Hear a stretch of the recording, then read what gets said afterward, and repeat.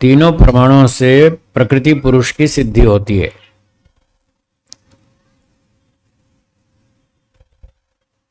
पहले प्रत्यक्ष प्रमाण से करें, ठीक है, तीनों की सिद्धि करेंगे। सूर्य, चंद्रमा, पृथ्वी, तारे, ये संसार के पदार्थ हमें प्रत्यक्ष हो रहे हैं। सूर्य, चंद्रमा, पृथ्वी, तारे, खाना पीना, भोजन, वस्त्र, मकान, मोटर, गाड़ी, ये सब प्रत्यक्ष से सिद्ध हो रहे हैं। तो ये प्रकृति के जो पदार्थ हैं, कार्य जगत, ये सिद्ध हो गया प्रत्यक्ष से। अब ये जो कार्य जगत है,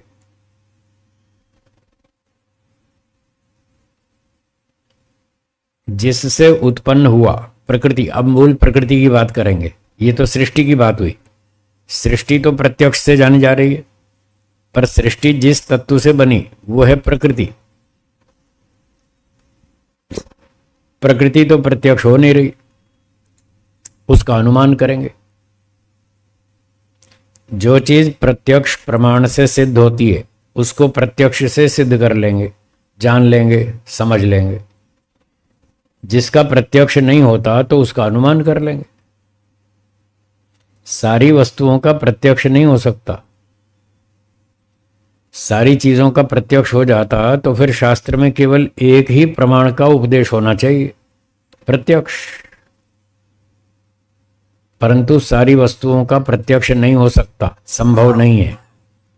इसलिए फिर दूसरा प्रमाण बताया, अनुमान। फिर तीसरा बताया, शब्द प्रमाण। अनेक प्रमाण बताए, इसीलिए बताए कि अलग अलग प्रमाणों से अलग अलग वस्तुओं का हमें ज्ञान होता है। कुछ कुछ लोग ऐसे अड़ियल होते हैं, वो कहते हैं प्रत्यक्ष क्यों नहीं हो सकता, हर चीज का हो सकता है। एक बड़ौदा की बात सुनाता हूँ। एक विद्यार्थी थे, बीएससी के साइंस के विद्यार्थी थे। ये पुरानी बात है, कई वर्ष पहले की। तो मेरी बात चल रही थी उनसे। मैंने पूछा, आप ईश्वर को मानते हैं? बोले नहीं मानते। मैंने कहा क्यों नहीं मानते? कि वो प्रत्यक्ष दिखता नहीं, इसलिए हम नहीं मानते। मैंने कहा ऐसी तो बहुत सी चीजें हैं जो नहीं दिखती, फिर भी आप मानते हैं। बोले ऐसी कौन सी चीज है? मैंने कहा आपके माता पिता। आपके माता पिता कौन से हैं? बोले ये माता जी हैं, ये पिताजी हैं। मैंने कहा आपके पास क्या प्रमाण है? प्रत्यक्ष प्रमाण है, आपने देखा था, यही मेरे माता पिता है। क्यों जी, आपके पास प्रमाण है किसी के पास? यही मेरे माता पिता है, कोई प्रत्यक्ष प्रमाण नहीं है। फिर आप मान रहे कि नहीं उनको? ऐसे बहुत सारी बात चली। तो सारी चीजें प्रत्यक्ष प्रमाण से नहीं जानी जाती, कुछ अनुमान से, कुछ शब्द प्रमाण से भी जानी जाती। तो मैंने कहा ईश्वर आंख से नहीं दिखता तो क्या हुआ, अनुमान लगा लो, अनुमान से भी हम समझ सकते हैं। जैसे मैंने उसको साइंस का एग्जाम्पल दिया, इस पृथ्वी में क्या आकर्षण बल है? हाँ या ना? है ना? दिखता है क्या? आंख से दिखता है। फिर मानते हैं या नहीं मानते? मानते हैं ना। अब देखो, बिना प्रत्यक्ष के मान रहे, आंख से नहीं दिखता आकर्षण बल, सारे मानते हैं। बच्चे से लेके वैज्ञानिक तक सब लोग मानते हैं हाँ पृथ्वी में आकर्षण बल है, पर दिखता नहीं है, फिर भी मानते हैं। तो ईश्वर भी नहीं दिखता आंख से, तो भी मानना चाहिए। उसने कहा जी भारी वस्तु नीचे गिरती है ऐसे, तो इससे अनुमान होता है कि जमीन में कोई आकर्षण बल है जो वस्तु को अपनी ओर खींचता है नीचे की तरफ। तो मैंने कहा अनुमान पर आए कि नहीं आए? अब पर आप आकर्षण बल का प्रत्यक्ष तो नहीं कर पा रहे, अनुमान लगा रहे हैं कि पुस्तक नीचे गिर रही है, भारी वस्तु है, तो कोई नीचे आकर्षण बल होगा जो इसको नीचे खींच रहा है। तो मैंने कहा अब देखो, आपने आकर्षण बल को प्रत्यक्ष से सिद्ध नहीं किया, अनुमान के माध्यम से मानना पड़ा। ऐसे बहुत सारी चीजें हैं जो प्रत्यक्ष नहीं दिखती लेकिन अनुमान से हम समझ लेते हैं, तो वो चीजें भी होती हैं। फिर भी वो अड़ा ही रहा, नहीं नहीं नहीं प्रत्यक्ष दिखाओ, आंख से दिखाओ। फिर लंबी बातचीत हुई, मैंने अंत में एक प्रश्न पूछा, अच्छा ये बताओ आपके सर में दिमाग है क्या? क्यों जी, आपके सर में दिमाग है, हाँ या ना? कब देखा था? देखा? किसी ने भी नहीं देखा। अब फिर भी सब कह रहे हैं हाँ है, अब बिना देखे क्यों मान लिया? ऐसी तो लाखों चीजें हैं जो आपने कभी भी नहीं देखी और देख भी नहीं पाएंगे, कितना भी जोर लगा लो आप कभी नहीं देख पाएंगे। ऐसी बहुत सारी चीजें हैं।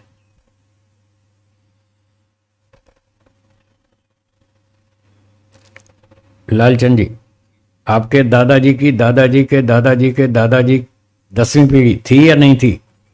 देखी थी? फिर आप मानते हैं नहीं? अब देखो बिना प्रत्यक्ष के मान रहे हैं और आप सब मान रहे हैं। सबके दादाजी की 10वीं पीढ़ी थी या नहीं थी? सबकी थी, पर देखी नहीं एक ने भी, सब मान रहे हैं। दादाजी की 10वीं पीढ़ी पर कोई संशय है क्या?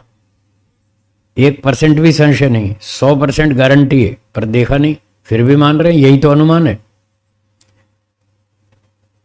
तो जो कार्य वस्तु होती है उसको देखकर उसके कारण द्रव्य का अनुमान किया जाता है। अब कारण द्रव्य आंख से नहीं दिख रहा, कोई बात नहीं, उसका अनुमान कर लो। जैसे बताया था, धुआं देखकर अग्नि का अनुमान किया। तो सृष्टि प्रत्यक्ष है, पर इसका जो मूल कारण द्रव्य है प्रकृति, उसका हम अनुमान कर लेंगे।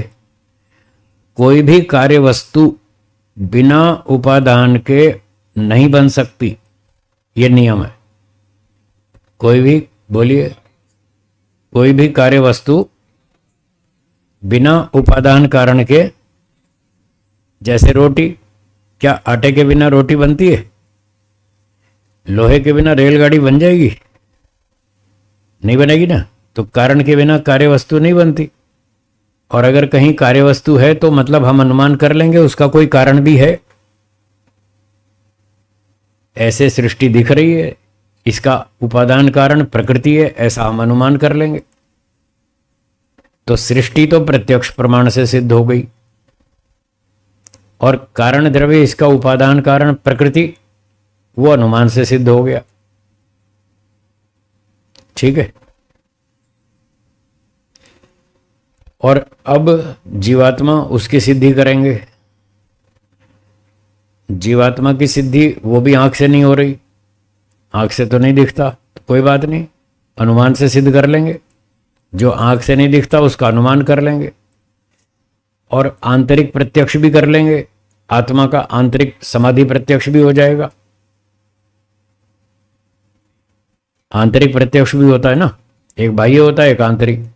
तो जो चीजें बाहर से दिख रही हैं उनको बाहर से जान लेंगे, जो नहीं दिख रही, जिनका आंतरिक प्रत्यक्ष हो सकता है, उनका आंतरिक प्रत्यक्ष भी कर लेंगे। समाधि में आत्मा को भी और ईश्वर को भी प्रत्यक्ष प्रमाण से, आंतरिक प्रत्यक्ष से समझ लेंगे, उसकी भी अनुभूति हो जाएगी। तो प्रत्यक्ष प्रमाण से सिद्धि हो गई। अब अनुमान से प्रकृति की सिद्धि हो गई। अनुमान से कि कार्य वस्तु है तो कोई कारण भी होना चाहिए, उपादान कारण, क्योंकि नियम कहता है बिना उपादान कारण के कोई कार्य वस्तु उत्पन्न नहीं हो सकती। तो इससे अनुमान से मूल कारण द्रव्य प्रकृति की सिद्धि हो गई। अब अनुमान से आत्मा की सिद्धि करेंगे। जैसे धुआं देखकर अग्नि की सिद्धि की अनुमान से, ऐसे ही कुछ लक्षण देखकर हम आत्मा के लक्षण देखकर आत्मा की सिद्धि कर लेंगे। आत्मा के लक्षण कौन से?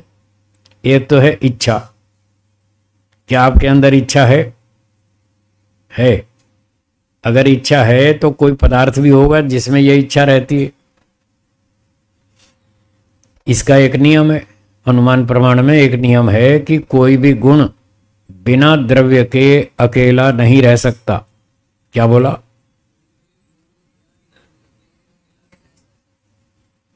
रूप है, रस है, गंध है, स्पर्श है, ये सारे गुण हैं, तो किसी द्रव्य में रहेंगे ना।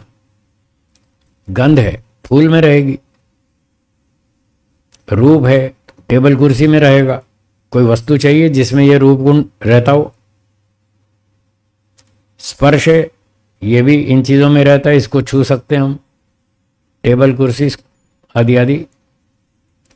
जब रूप रसगंध आदि गुण किसी न किसी द्रव्य में रहते हैं, बिना द्रव्य के कोई अकेला गुण नहीं रहता, तो इच्छा भी एक गुण है, और इच्छा गुण है तो वो भी किसी द्रव्य में रहेगी।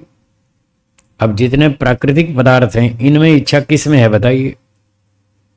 किसी में है? टेबल में, कुर्सी में, स्कूटर में, कार में, कंप्यूटर में, किसी में इच्छा है? नहीं है। तो जड़ वस्तु में इच्छा नहीं होती, और इच्छा है, आपके अंदर इच्छा है, वो प्रत्यक्ष है। तो इसका अर्थ हुआ कि कोई ऐसा पदार्थ भी होगा जिसमें यह इच्छा रहती है, कोई ऐसा पदार्थ होगा, बस उसका नाम आत्मा है। तो इच्छा गुण से आत्मा का अनुमान होता है कि अगर गुण है तो कोई गुणी भी होगा। हाँ जी, अनुमान प्रमाण से आत्मा की सिद्धि चल रही है। ठीक है, तो एक लक्षण इच्छा है आत्मा की सिद्धि में। दूसरा लक्षण है द्वेष। जहां जहां द्वेष है वहां आत्मा है। दो कुत्तों के बीच में एक रोटी डाल दें तो क्या होगा? झगड़ा होगा, लड़ाई होगी। और दो मोटरसाइकिलों के बीच में 5 लीटर पेट्रोल रख दें तो झगड़ा होगा? नहीं होगा। क्यों? उनमें द्वेष नहीं है। और दो कुत्ते लड़ेंगे, उनमें द्वेष है। दो भैंसें लड़ती हैं, दो गौएं लड़ती हैं, दो गायें लड़ती हैं, दो बकरियां लड़ती हैं, दो मनुष्य लड़ते हैं, उनमें द्वेष है। द्वेष है तो आत्मा है, ये आत्मा की सिद्धि हो गई। पहला लक्षण इच्छा, दूसरा द्वेष। इस प्रकार अनुमान प्रमाण से आत्मा की सिद्धि हो रही है कि जिसमें ये रहते हैं कोई पदार्थ है। वो कौन सा पदार्थ है? वो आत्मा है। क्योंकि जड़ वस्तु में तो ना इच्छा है ना द्वेष है, किसी में भी ये इच्छा द्वेष जड़ वस्तु में तो नहीं है। ठीक हो गया?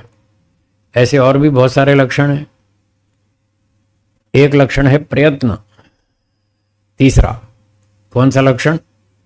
प्रयत्न। प्रयत्न का अर्थ होता है स्वयं क्रिया करना। बोलिए। बहुत सारी वस्तुओं में क्रिया तो होती है पर वो स्वयं नहीं करती, सेल्फ मोशन नहीं होती। कोई दूसरा उसमें क्रिया दे तो चल पड़ेगी, क्रिया आ जाएगी, पर जब तक दूसरा धक्का नहीं मारे तब तक उसमें क्रिया नहीं आएगी। ऐसी जो वस्तुएं हैं उनको कहते हैं जड़ वस्तु। क्या बोलेंगे? आपकी स्कूटर कार चलती है कि नहीं? उसमें क्रिया आती है ना? क्या अपने आप आती है? आप चलाएंगे तब आएगी। तो वो जड़ वस्तु हैं जो दूसरे के चलाने से चलती हैं, वो जड़ वस्तु हैं। और जो चेतन आत्मा है वो स्वयं क्रिया करता है, उसमें प्रयत्न गुण है। जैसे बकरी स्वयं चलती है, चींटी स्वयं चलती है, हाथी स्वयं चलता है, उसको ड्राइव नहीं करना पड़ता। कार को तो ड्राइव करना पड़ता है तब चलती है। कार अपने आप नहीं चलती, पर हाथी अपने आप चलता है, चींटी अपने आप चलती है, मनुष्य अपने आप चलता है। जो अपने आप चलता है वहाँ आत्मा है, वो चेतन तत्व है। ये प्रयत्न उसका अर्थ है, प्रयत्न गुण का अर्थ है स्वयं क्रिया करना। तो आत्मा स्वयं क्रिया करता है। चौथी पहचान आत्मा की, सुख का अनुभव करना। बोलिए। पांचवी पहचान, दुख का अनुभव करना। क्या आप सुखी दुखी होते हैं? तो आप आत्मा हैं। अगर आप सुखी दुखी होते हैं, सुख दुख का अनुभव करते हैं, तो आप आत्मा हैं। अच्छा, शरीर सुखी दुखी होता है या नहीं है? नहीं होता। हाँ जी, पीछे वाले क्या बोल रहे हैं? शरीर सुखी दुखी होता है या नहीं? निर्मल जी, नहीं होता है, आत्मा होता है। हाँ, इधर माताओं की ओर से क्या उत्तर है? शरीर दुखी होता है कि नहीं है? नहीं होता है। चलो, अच्छी बात है, सही उत्तर दिया आपने। हाँ, दर्द कर रहा है, ये मोटी भाषा है। कई जगह पर सीधी भाषा होती है, कई जगह मोटी भाषा होती है। हाँ हाँ, ऐसा बोल देते हैं। जैसे आप बोलते हैं टैक्सी, टैक्सी सुनती है, फिर किसको आवाज लगा रहे हैं? ड्राइवर को। पर बोलते तो आप टैक्सी है, ड्राइवर कहाँ बोलते? बोलते हैं टैक्सी, बोलते हैं ऑटो ना। ये 54 में से नहीं है। ये भाषा का प्रयोग है, ये इस व्यवहार में स्वीकृत है। वो 54 गलती स्वीकृत नहीं है, इसलिए ये उसमें और इसमें अंतर है। ऐसा बोलते हैं, बहुत सारी जगह ऐसा बोलते हैं जहां पर वास्तविकता ऐसी नहीं होती, लेकिन बोलने की छूट है। सब जगह छूट है, जिसको अलंकार बोलते हैं। कई जगह अलंकारिक वर्णन होते हैं। हवाओं ने कहा पर्वतों से, पर्वतों ने कहा नदियों से, नदियों ने कहा पक्षियों से। ना पर्वत बोलते ना नदी बोलती, कभी सबको बुलवा देते हैं। ऐसी कविताएं आती है ना, पर्वतों ने कहा नदियों से, नदियों ने कहा हवाओं से, हवाओं ने कहा पक्षियों से। न पर्वत बोलता, ना नदी बोलती, ना हवाएं बोलती, फिर भी वो बुलवा देते हैं। वो अलंकारिक भाषा होती है। तो ये अलंकारिक भाषा है, इसमें हम ऐसी ऐसी बात बोल देते हैं, वैसी वास्तविकता नहीं होती, पर बोल देते हैं, चलता है।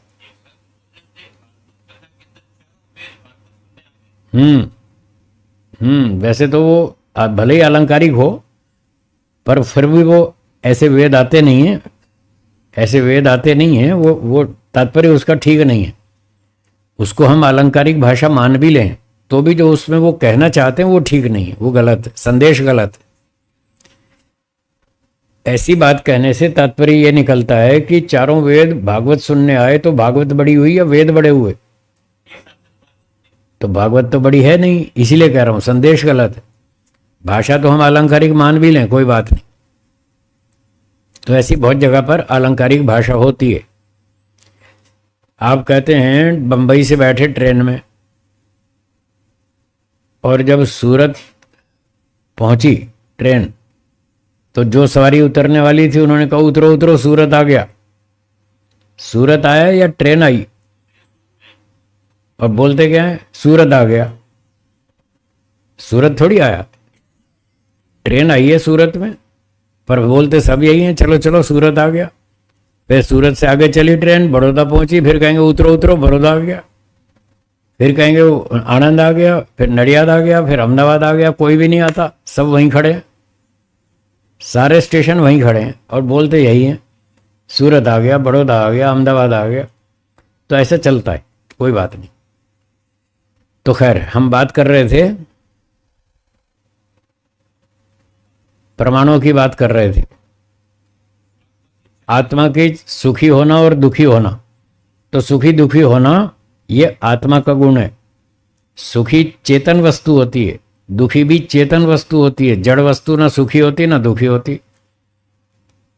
आप अपनी कार को धूप में खड़ा कर दो, सुबह से शाम तक दुखी हो जाएगी? नहीं होगी। गर्म तो हो जाएगी, गर्म हो जाएगी, उसके पुर्जे खराब हो जाएंगे, वो तो हो जाएगा, पर वो दुखी नहीं होगी। उसमें फीलिंग नहीं है। ये जो फीलिंग है, अनुभूति, ये चेतन में होती है। तो आप और हम सुख दुख की अनुभूति करते हैं, तो हम चेतन हैं, हम आत्मा हैं, हमारे अंदर ये लक्षण है। इससे सिद्ध हुआ आत्मा अलग चीज है, शरीर अलग चीज है, शरीर तो जड़ है।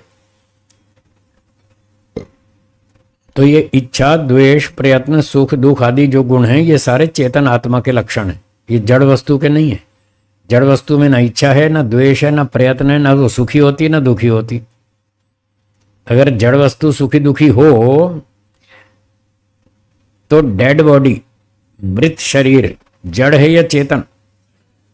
तो उसको जब अग्नि में जलाएंगे तब चिल्लाना चाहिए। अगर उसको फीलिंग होती हो, जड़ वस्तु को फीलिंग होती हो, तो डेड बॉडी को जब जलाएंगे अग्नि में तब उसको चिल्लाना चाहिए, बचाओ बचाओ, मुझे क्यों जलाते हो? पर कोई डेड बॉडी नहीं चिल्लाती। हाँ, जीवित व्यक्ति तो चिल्लाता है, भाई मुझे क्यों जला रहे हो? इससे पता चलता है जड़ वस्तु में कोई फीलिंग्स नहीं होती, अनुभूतियां नहीं होती, न वो सुखी होती न दुखी होती। ये चेतन के लक्षण है जीवात्मा के, जो सुखी भी होता है दुखी भी होता है। और एक छठी पहचान है ज्ञान, नॉलेज। आपने पहली कक्षा से लेकर यहां तक खूब सारी पढ़ाई की, बहुत सी बातें सीखी, स्कूल में सीखी, कॉलेज में सीखी और धंधे व्यापार नौकरी में बहुत बातें सीखी। आपके पास बहुत सारी नॉलेज है या नहीं? तो ये जिसमें नॉलेज होती है वो चेतन आत्मा है, उसमें नॉलेज रहती है। जड़ वस्तु में नॉलेज नहीं होती, जड़ वस्तु में प्रोग्रामिंग होती है। आपके पास फोन है, मोबाइल फोन, ये जड़ है या चेतन? तो इसमें नॉलेज नहीं है, मेमोरी है, प्रोग्रामिंग है, पर उसमें ज्ञान नहीं है। आप अपने फोन से जब बात करते हैं, दिल्ली, बंबई, अमेरिका जब बात करते हैं, तो फोन को पता चलता है आप क्या बात कर रहे हैं? नहीं पता चलता। आप 1 घंटे तक बहुत बात करते हैं, पर फोन को एक भी बात समझ में नहीं आती, कुछ पता नहीं चलता, क्योंकि उसमें ज्ञान नहीं है। उसमें डेटा है बहुत सारा, फोन बुक में बहुत सारा डेटा है, बहुत सारे नंबर आपने उसमें सेव कर रखे हैं, बहुत से आपके फ़ोन में वीडियो हैं, ऑडियो हैं और स्क्रिप्ट मैसेज भी हैं बहुत सारे, पर उसको कुछ नहीं मालूम। फ़ोन को कुछ नहीं पता मेरे अंदर क्या क्या ऑडियो वीडियो रखे हैं, क्या क्या मैसेज लिखे हुए हैं, उसको कुछ नहीं पता। बस प्रोग्रामिंग है, वो जड़ वस्तु में कर देते हैं और वो उस हिसाब से काम करता रहता है। जो बटन दबाएंगे वही काम करेगा। पर चेतन आत्मा ऐसा नहीं है, उसका जो बटन दबाएं वही काम करेगा। आप हाँ, वो तो एक चीज़ है।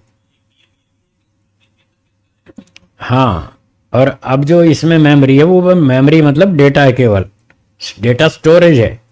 हाँ, उसको वो चेतन वाली मेमोरी नहीं है उसमें। चेतन वाली मेमोरी अलग चीज़ है। और आप दोनों को एक बनाएंगे तो छल का प्रयोग है, फिर ये 54 में से एक गलती है। हाँ, उसका उत्तर दे रहा हूँ। अगर आप दो को एक बनाएंगे तो छल है, दो को एक मत बनाओ। वो मेमोरी अलग चीज़ है, वो फोन की मेमोरी अलग चीज़ है, और आत्मा का जो गुण मेमोरी है वो अलग चीज़ है। दोनों में अंतर है। फोन तो जड़ है, आत्मा तो चेतन है। वो अपनी नॉलेज से बहुत सारी समस्याओं को समझता है, फिर मेहनत करता है, उन समस्याओं का समाधान भी ढूंढ लेता है। जो समाधान वो स्वयं नहीं ढूंढ पाता, वो दूसरे एक्सपर्ट लोगों से हेल्प ले लेता है। भाई मेरी ये समस्या है, बताओ क्या करूं? तो वो दूसरा उसको सलाह देता है, उसकी समस्या हल हो जाती है। तो इस प्रकार से उसमें ज्ञान है, अनुभूतियां हैं, चिंतन है, विचार है, ऊहा है, बहुत सारे काम है। वो चेतन का लक्षण है। आजकल एक ज़माना नया चल पड़ा है, AI, आर्टिफिशियल इंटेलिजेंस। तो इसका तो नाम ही बता रहा, आर्टिफिशियल। आत्मा कोई आर्टिफिशियल थोड़ी है, आत्मा तो ओरिजिनल है। इसी से पता चल रहा है कि AI जो है वो आत्मा नहीं है, वो चेतन नहीं है, वो तो आर्टिफिशियल है। एक मशीन बनाई है, बस उसको प्रोग्राम दे दिया, वो वैसे काम करती है। कंप्यूटर बना दिया, मोबाइल बना दिया, रोबोट बना दिया और कई चीज़ें बना दी। ये मशीनें हैं, इनमें फीलिंग्स नहीं है, नॉलेज नहीं है, ना ये कर्म करते हैं स्वयं, और जो ये कर्म करते हैं उसकी जिम्मेदारी इन पर नहीं होती।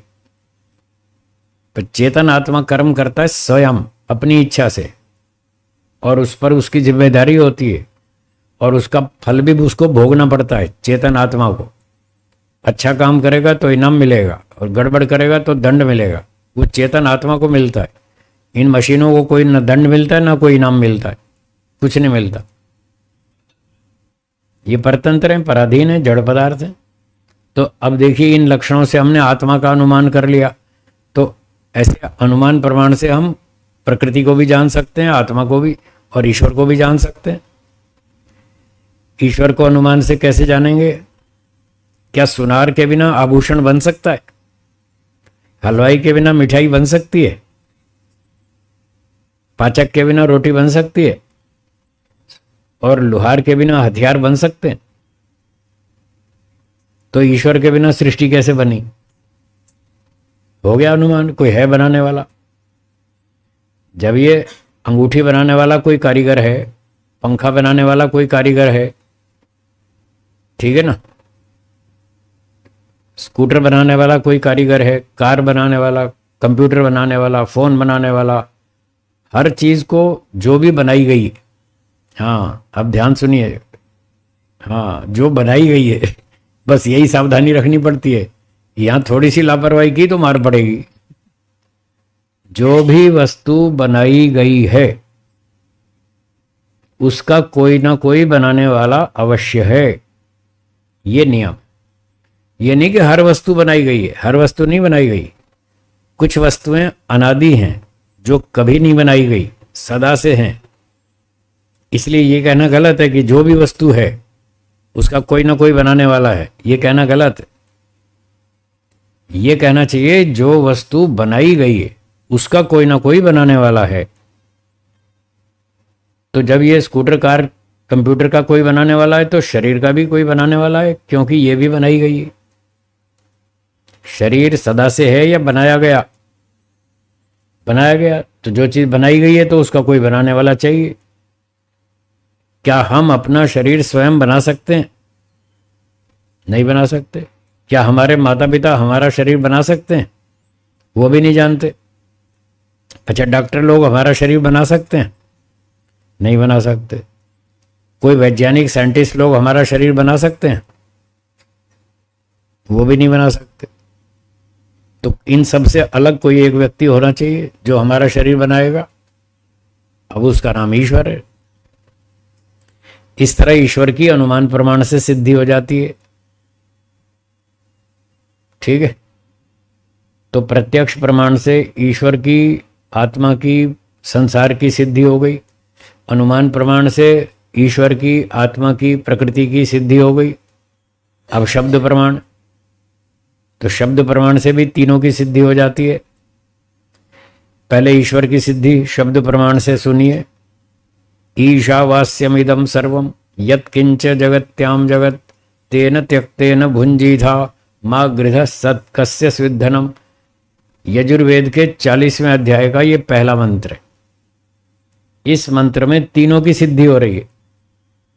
ईश्वर की भी, आत्मा की भी, प्रकृति की भी, तीनों की सिद्धि हो रही है एक ही मंत्र में। कैसे? सुनिए। ईशावास्यमिदं सर्वम, इदम सर्वम जगत। इदम सर्वम कौन है? जगत, संसार। ये जो सारा संसार है, तो ये एक वस्तु सिद्ध हो गई। संसार क्या है? वही प्रकृति, प्रकृति का रूपांतर, ये संसार है। तो शब्द प्रमाण से संसार या प्रकृति की सिद्धि हो गई। फिर क्या कह रहे हैं? ये सारा संसार ईशावास्यम, ईश्वर से ढका हुआ है। ईश्वर इसमें बस रहा है। कण कण में ईश्वर बसा हुआ है, विद्यमान है, उपस्थित है, व्यापक है। तो एक तो इदम सर्वम जगत और दूसरा ईश्वर, दो चीज सिद्ध हो गई। इस मंत्र से पहली पंक्ति से दो चीजें सिद्ध हो गई। इदम सर्वम जगत और दूसरा ईश्वर जो इसमें बस रहा है। और अगली पंक्ति में जीवात्मा की सिद्धि हो रही है। तेन त्यक्तेन भुंजी था, इसलिए त्याग पूर्वक भोगो। ये भोगने वाला कौन है? प्रकृति है या ईश्वर है? यह दो से अलग है, अलग है। वो तीसरा है। प्रकृति जड़ है, वो भोगती नहीं। और ईश्वर पहले ही आनंद में, उसको जरूरत नहीं भोगने की। ना तो ईश्वर भोगता है, ना प्रकृति भोगता है। प्रकृति जड़ है, वो जानती नहीं सुख दुख क्या होता है। और ईश्वर पहले ही आनंद में मस्त है, तृप्त है, वो भी नहीं भोगता। फिर कौन बचा भोगने वाला? वो तीसरा है, वो आत्मा है, आप और हम। तो देखिए, एक ही मंत्र के शब्द प्रमाण से तीनों चीजें सिद्ध हो गई। ईश्वर भी सिद्ध हो गया, जगत भी सिद्ध हो गया और तीसरा भोक्ता भी सिद्ध हो गया। और जैसे मैंने अभी सुबह बताया था कि जब ईश्वर ने सृष्टि बनाई तो सृष्टि का मैनुअल दिया, 4 वेद, उसमें बताया कि इस सृष्टि का लाभ कैसे लेना, क्या करना, क्या नहीं करना, सब बताया। अगर ऐसे करोगे तो ये सृष्टि आपको सुख देगी, अगर ऐसे करोगे तो ये सृष्टि आपको दुख देगी। इसी मंत्र में ईश्वर ने बताया त्यक्तेन भुंजी था, त्याग पूर्वक भोगो तो ये सृष्टि आपको सुख देगी। यदि त्याग पूर्वक भोगेंगे तो ये सृष्टि आपको क्या देगी? सुख देगी। और मागृध, लोभ मत करना। मागृध, लोभ नहीं करना। लोभ करोगे तो ये दुख देगी। आज देखो संसार में लोग सारे के सारे, एक आध छोड़ दें अपवाद, नहीं तो अधिकतर लोग लोभ करते हैं या नहीं करते? करते हैं ना। और कमाओ और कमाओ और कमाओ। एक सेठ जी ने पूछा अपने मुनीम जी से, मुनीम जी हमारे पास कितनी संपत्ति है, हिसाब लगा के बताओ। मुनीम जी ने पूरा हिसाब लगाया। बोला सेठ जी हमारे पास इतनी संपत्ति है, आपकी 20 पीढ़ियां आराम से चुपचाप बैठ के खा सकती हैं, इतनी संपत्ति है। सेठ जी बोला बस 20 पीढ़ी, 21वीं पीढ़ी भूखी मरेगी हैं? और कमाओ और कमाओ। हमारे परिवार में 21वीं पीढ़ी भूखी मरेगी, ये हम कैसे सहन करेंगे? और कमाओ और कमाओ। देखो लोभ कितना है। 20 पीढ़ी बैठ बैठ के खा सकती है तो उतने में भी संतोष नहीं है, फिर भी कह रहे और कमाओ। तो अब बताओ ये सृष्टि उसको सुख देगी या दुख देगी? जो इतना लोभ करके बैठा है वो दुखी रहेगा। इसलिए ईश्वर ने कहा मां गृधः, लोभ मत करो। क्यों ना करो? सोचो कस्य सिद्ध धनम, ये धन किसका है? तुम जो 20 पीढ़ी तक जमा करके बैठे हो ये तुम्हारा पैसा है क्या? सब यहीं छोड़ जाओगे, तुम्हारी अगली पीढ़ियां भी यहीं छोड़ जाएंगी, कोई साथ में नहीं ले जाएगा। फिर क्यों लोभ करते हो? आपके पास जितना पैसा है आप सारा कभी भी खर्च नहीं करेंगे। हाँ जी बोलो, कर लेंगे? जितना पैसा आपकी जेब में है, आपके पास कागज में है, अकाउंट में है, बैंक में है, जहां भी है, वो आप सारा पैसा खर्च नहीं करेंगे। बहुत सारा यहां छोड़ के जाएंगे, जमा करके छोड़ के जाएंगे। मेहनत आप कर रहे हैं और खाएंगे कोई दूसरे लोग। क्यों इतनी मेहनत कर रहे हैं? आपके पिताजी ने आपके जीवन भर के खर्चे के पैसे दिए थे? हैं? नहीं दिए ना। तो आप अपने बच्चों के लिए इतने पैसे क्यों जमा कर रहे हैं कि वो सारा जीवन बैठे बैठे खाएंगे? क्यों खाएंगे? आपके पिताजी ने आपको भी इतने पैसे नहीं दिए, आपको खिला पिला के जवान कर दिया और कमाना सिखा दिया बस। फिर कहा जाओ अब कमाओ और खाओ। मैंने कुछ जिंदगी भर का ठेका थोड़ी लिया तुम्हारा। जब आपके पिताजी ने आपका ठेका नहीं लिया तो आप अपने बच्चों का ठेका क्यों ले रहे हैं? वो भी अपना कमाएंगे और खाएंगे, नहीं तो वो आलसी बन जाएंगे। सारी जिंदगी भर के पैसे आप उनको जमा करके दे जाएंगे, वो आलसी बन जाएंगे। और आलसी तो बनेंगे सो बनेंगे, वो दुर्व्यसनी बनेंगे। उस पैसे की कीमत नहीं समझेंगे जो आपने खून पसीने से कमाई है। उनके लिए संपत्ति वो ऐसे हवा में उड़ा देंगे, पानी में डाल देंगे, जुए में, शराब में और फालतू काम में पैसे उड़ा देंगे। वो पैसे की कीमत नहीं जानेंगे। जो खुद अपने हाथ से मेहनत करके कमाता है उसको पैसे की कीमत मालूम है, और जिसको बनी बनाई संपत्ति मिल जाती है वो कीमत नहीं समझता, ऐसे उड़ाता है। जब आपकी पसीने की कमाई को आपके बेटे यूं उड़ाएंगे तब आपको सुख होगा या दुख होगा? तो क्यों अपने लिए दुख पैदा कर रहे हैं? तो इसलिए शास्त्रों में लिखा है या तो खा लो पी लो भोग लो या फिर दान कर दो, और नहीं तो तीसरी गति तो होनी है, लालचंद जी सुनाते रहते हैं। या तो दान कर दो या खा पी का यूज कर लो, और नहीं तो जो फालतू पैसा छोड़ के जाओगे वो दूसरे उड़ा देंगे, वो पैसा नष्ट हो जाएगा, हैं कहीं ना कहीं वेस्ट होगा, उसका कोई फायदा नहीं है। इसलिए सबसे अच्छी बात है दान करो और खुद भी खाओ। दोनों चीजें जरूरी हैं, दान भी करना चाहिए। एक व्यक्ति ने पूछा जी दान क्यों करना चाहिए? मैंने कहा किसान खेत में जो अनाज पैदा करता है, अनाज उगाता है, पहले खेत में बीज डालता है कि नहीं है जी? अगर वो बीज ना डाले तो क्या फसल मिलेगी? तो पहले उसने दान किया ना, पहले बीज डाला, ये उसने दान किया। अब उसको 50 गुना 100 गुना कई गुना मिलता है उसको, तभी तो फल मिलेगा जब बीज डालेगा। तो आप जो दान करेंगे ये आप समझ लो बीज डाल रहे हैं।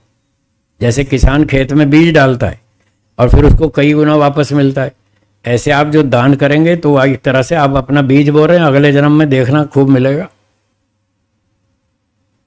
अच्छा गेहूं का बीज डालेंगे तो कौन सी फसल मिलेगी?